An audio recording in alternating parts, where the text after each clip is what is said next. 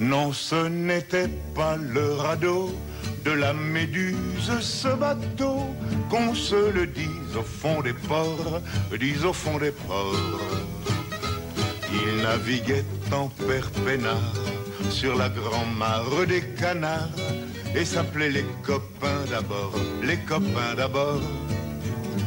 Ces fluctuates, nec mergiture, c'était pas de la littérature, n'en déplaise aux jeteurs de sorts, aux jeteurs de sorts.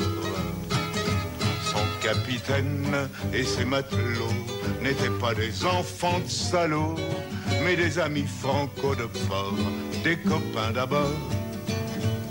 C'était pas des amis de luxe, des petits castors et pollux, des gens de Sodome et Gomorre, Sodome et Gomorre.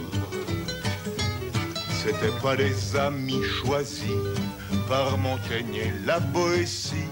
Sur le ventre, ils se tapaient fort, les copains d'abord.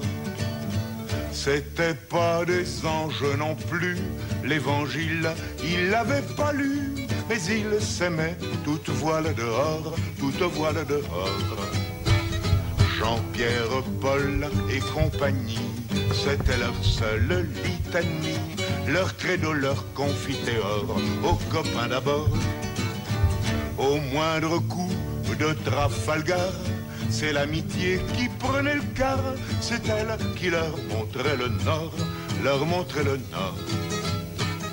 Et quand ils étaient en détresse, leurs bras lançaient des SOS, on aurait dit des sémaphores, les copains d'abord.